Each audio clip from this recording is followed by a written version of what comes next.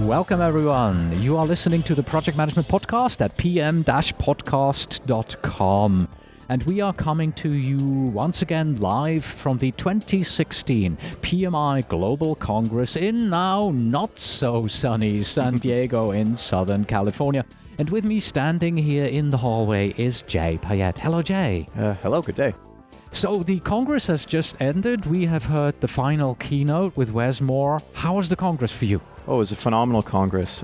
I felt, unfortunately, I wasn't able to attend last year in Orlando, but I was able to attend in New Orleans the year before.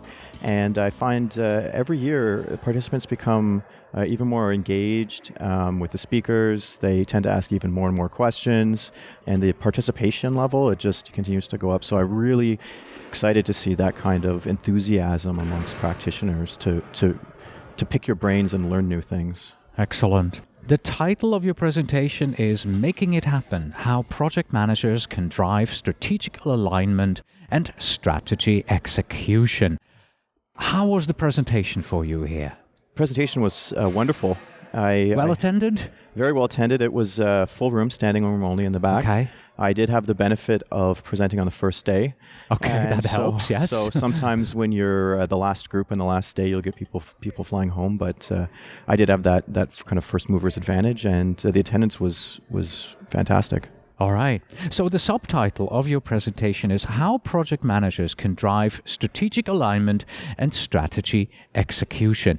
And allow me to begin with a somewhat critical question, because many of us project managers feel that, we are not necessarily in a position where we are asked or even considered when, strategic alignment and strategy execution is being discussed. We're kind of left out of this discussion, right? People don't come to us, the C-levels. They don't think that we are the right people to talk to. How do we overcome that? Yes, so this is a massive challenge, I think, for PMs. And what you just described, the mindset that most project managers have, that we're more or less order takers. Once strategic decisions are made at the portfolio level, once they're made at the program level, we just have to implement something. And therefore, we don't necessarily have a strategic role in the organization. And I really think that is completely false. Quite the contrary. I think that project managers have a critical role to play in strategy execution and even in strategy formulation. And that was the impetus to having this paper written and to do this talk. Now, to directly answer your question, there's really no magic bullet about how to raise the profiles of PMs. I had this exact question in the session, and what I came back with, it said, the first thing you need to do is really educate yourself about the strategic environment that you're operating in, and understand how strategy is formulated, understand who the players are, understand the strategy inside and out. That will allow you to identify strategically critical pieces of information. There might be issues, there might be risks, there might be opportunities, there might be a solution component that your project team develops.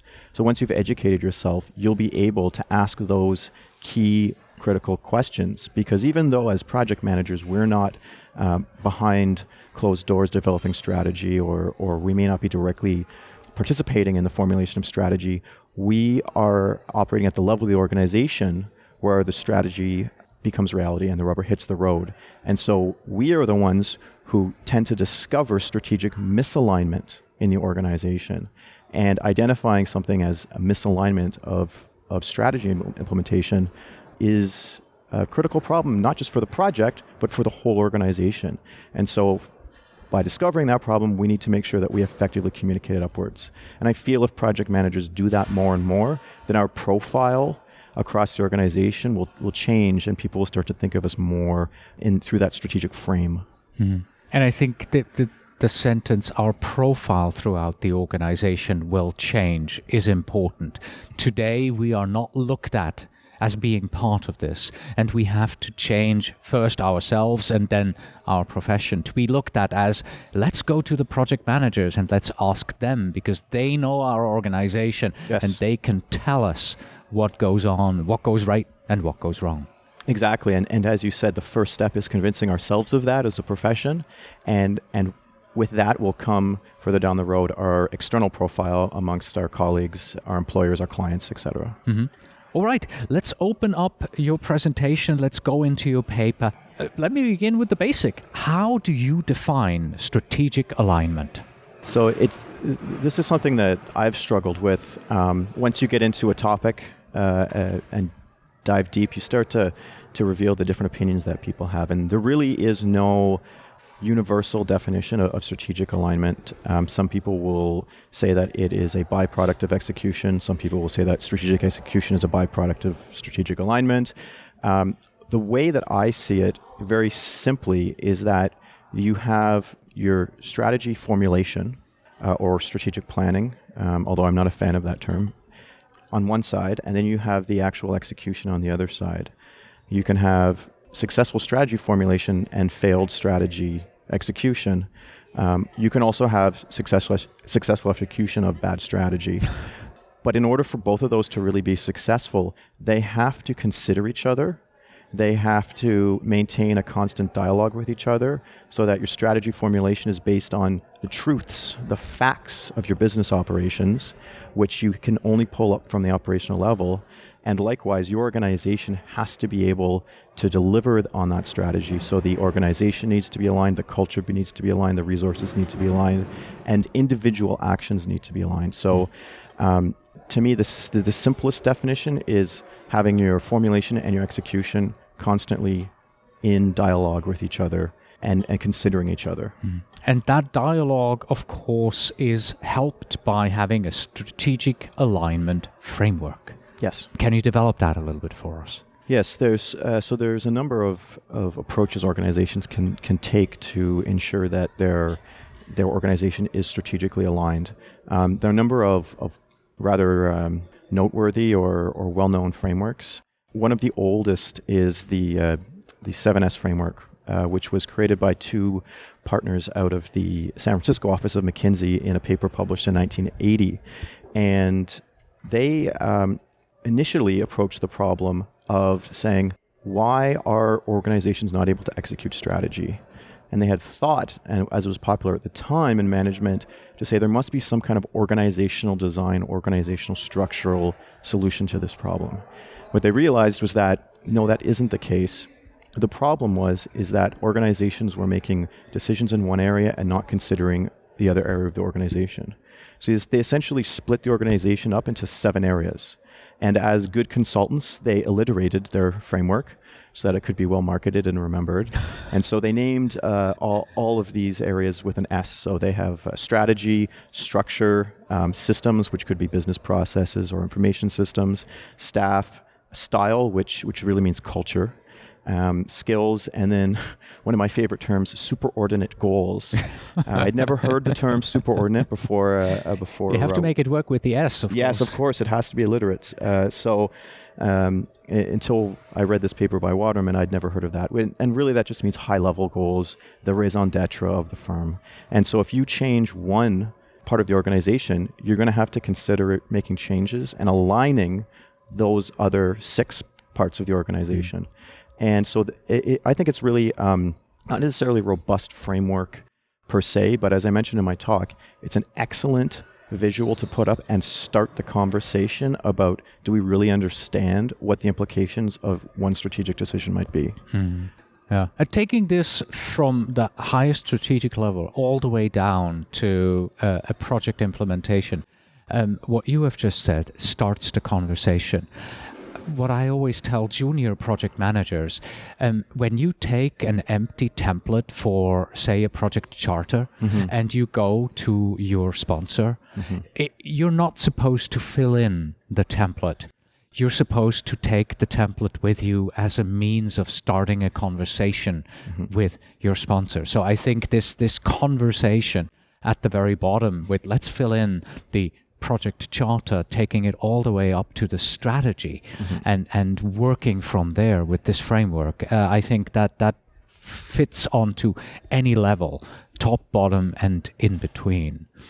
Yes, and I think it helps to have that conversation. To a degree, it helps with scope to make sure that, are we actually considering everything? And it really drives the conversation around business value. So, okay, we're doing this project to improve this part of the organization. Why are we doing that?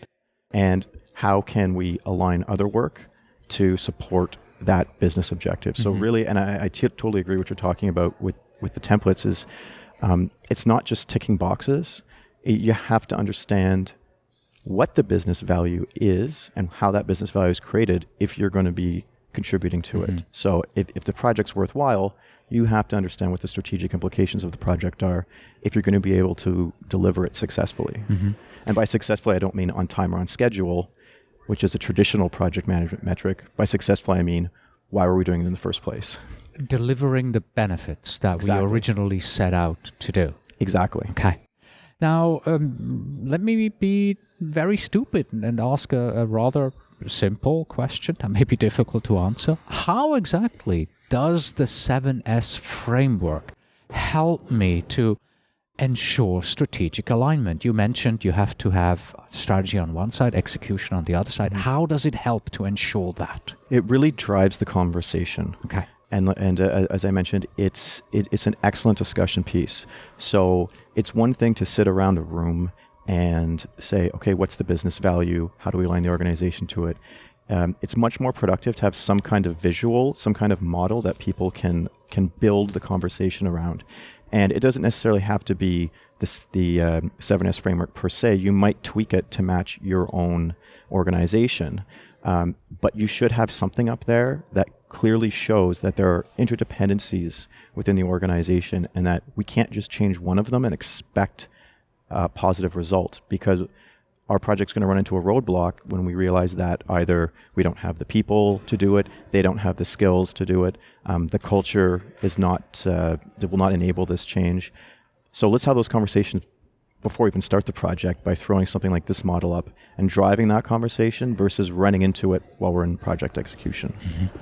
The 7S framework is not the only model. In your paper, you also talk about the balanced scorecard and strategy map. Yes. Can you introduce us to that one? Yes. So these are two tools developed by Norton and Kaplan. They've written a number of books on the topic. Initially, the balanced scorecard was developed through the lens of accounting. So the authors were concerned that financial metrics were not appropriately capturing the value of intangible assets. And they felt when they published this paper in the early 90s that we were in a phase shifting from traditional manufacturing where physical assets drove business value to a more knowledge-based economy where ideas and intangible assets and things like software and patents were driving the economy and driving growth. And as we know, that trend has only accelerated over the last 20 to 30 years. So they created the scorecard with 4 dimensions: financial metrics, learning and innovation, business processes, and the customer perspective.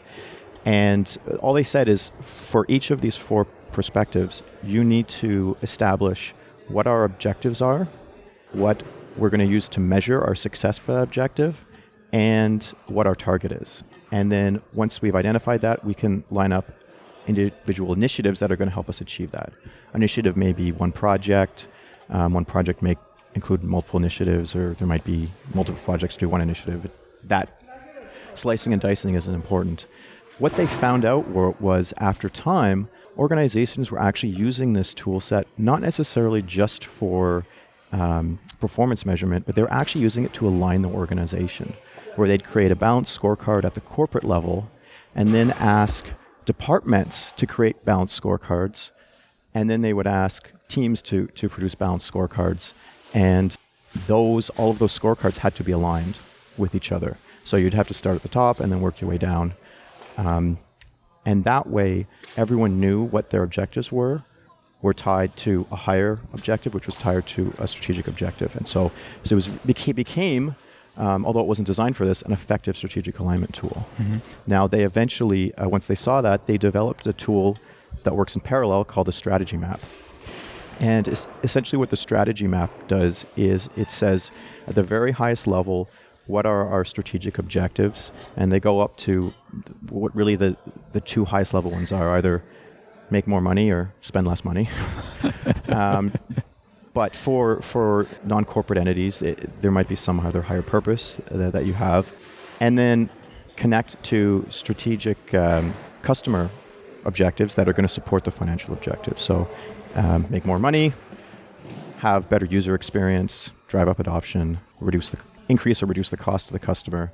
And once you've established your view of what the customer experience is, you can drive down to what the impact of your business process is, and then map down to the learning and innovation requirements. And so what you do is you have this map, which you can almost track the red thread, where you have a project at the bottom that ties up to meet this objective, that drives this objective, that drives a higher strategic And we're objective. going level up. Level up. Exactly. So it's a clear way for people to understand my node on this map that represents an individual or team's scope or responsibility connects up to this larger goal, which other people are supporting in this way, which connects up to a larger goal. So really lets people understand clearly, why am I doing what I'm doing? And I've found in organizations, some people really struggle with that. Why are we doing it this way? Why are we doing this project? Why are we doing this project before this project and not that project? Having a visual that maps out initiatives and connects them up to business strategy helps answer that question. It seems like a lot of work. How much effort is it to implement not just the balanced scorecard, but also 7S and the other frameworks? There is a lot of work involved. Definitely there's the corporate change. When you talk about something like implementing the balanced scorecard throughout the organizations, which many organizations have done over the last 20 years, we're talking about a major almost business transformation, because you have to change the way that performance is evaluated. Everyone has to be trained up on this. Everyone has to support the initiative and move behind it. But one point that I made in my talk was, as project managers, we don't have to necessarily be in an organization that uses these tools on an enterprise level to add value on our own project.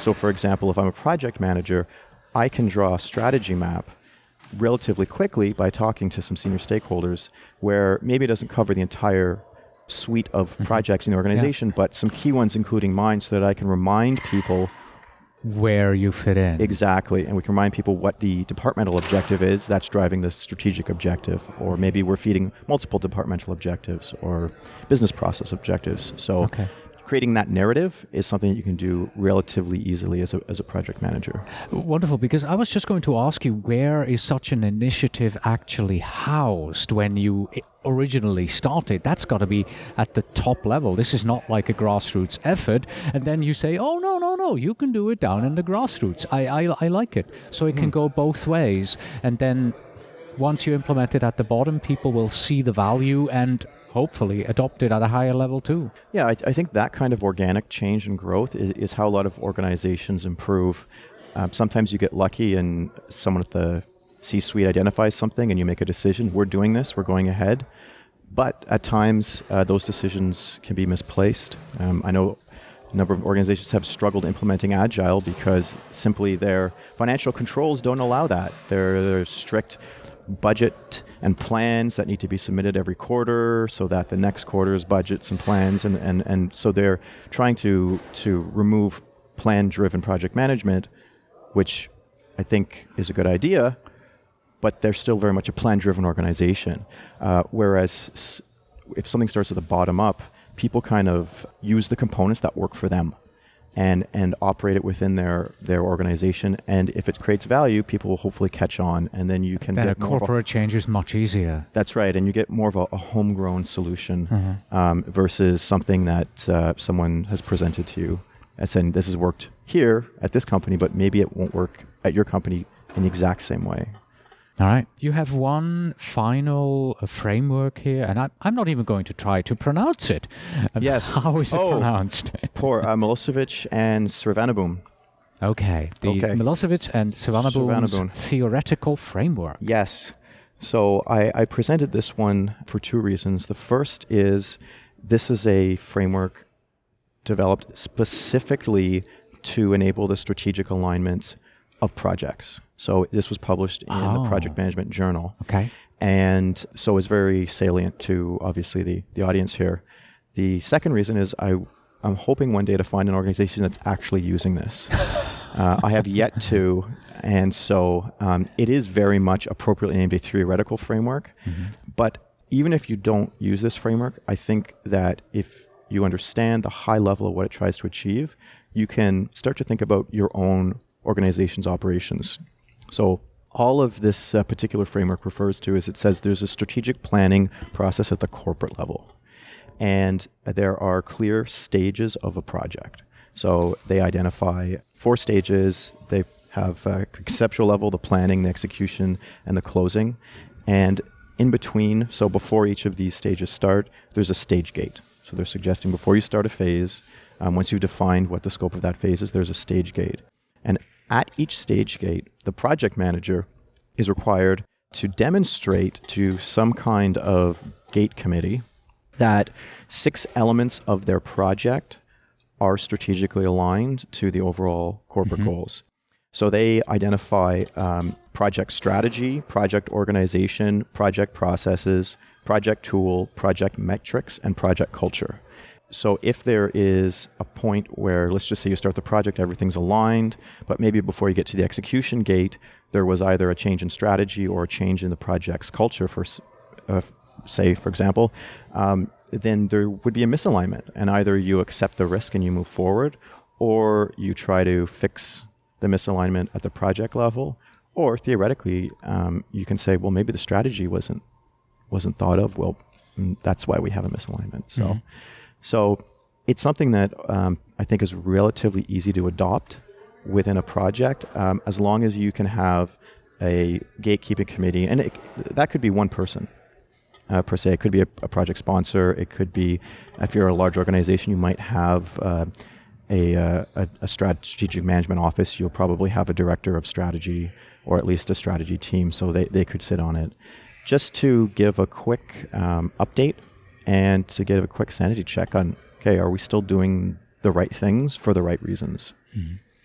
And of course, at this point, I have to give a shout out to all of our listeners. If by any chance you and your company use the Milosevic and Stravanabourne's theoretical framework to ensure strategic alignment, please do get in touch with us. And as always, the email address is info@pm-podcast.com, and I'll forward it to Jay, and then you can connect. Absolutely. And we'll get you together, and we'll find somebody, Jay, who's actually using this. Well, I would absolutely love to have that conversation. Yeah. So you mentioned earlier that a project manager at his or her level can easily create a generic strategy map for their company, showing where their project is. Is that the only way how they can assure that we, in our project, are aligned with the strategy? I don't think it's necessarily the only way. Visuals definitely help, because strategic alignment is a lot about communicating and making sure that the first step is making sure that you as a project manager understand the strategy of your organization, how it's formulated, and why strategic decisions and directions and objectives were made. You need to then communicate that to your team. So that your team needs to understand the business objectives. Maybe they don't need to understand the entire strategy suite, although that would certainly be nice. But very much whatever strategic objectives that your project is supporting, they need to understand them, and they need to understand why those were created and the impetus behind them. That allows them to see strategic issues as arise. That also allows them to think more about the purposefulness of their work, and to basically think smarter. I mean, a project team makes so many decisions every day that you don't even think about it. We are under so much pressure to deliver quickly and cheaply. And there's very little time, it seems, for project managers to step back and say, okay, why are we doing this? But if you don't do that, you can be a couple change requests away from doing something that doesn't make sense anymore. And so if you don't have those conversations about strategic alignment, then you're at risk for diverting your resources off to something that is probably of little benefit to your organization. So it's just about being aware and then having those conversations. Mm-hmm. At the end of your presentation, what was your conclusion? What did you hope that the attendees would take home with them, the message that they kept? When I started my conversation, I said that I gave a little overview of what we're going to talk about, but I said, really, will feel I was successful if at the end of this talk, you understand or believe the strategic value that project managers can deliver. And maybe you'll change your perspective about your own role. And some of the feedback I got was certainly positive about that. And that's really what I was hoping to do is really have open the eyes of project managers and say, you know what, we do play a critical role in driving strategy execution. We also play an important role in making sure that information moves up the organization for good strategy formulation. And so if you take the project manager out of that organization, or if you do that role very poorly, then you're going to impact your strategic management. And so if people can think about that and re-examine their profession, then I would have considered the talk to have been a success. Mm-hmm. And where do you see the industry heading in this project management industry and maybe, organizations as a whole? Mm-hmm. Is it being realized that this alignment is necessary, that these frameworks are helpful, and that we need to move into this direction, especially in large organizations? Mm-hmm. I absolutely think that there's been some encouraging progress. Obviously, the skills triangle that the PMI has rolled out puts a heavy emphasis on the strategy and understanding business strategy.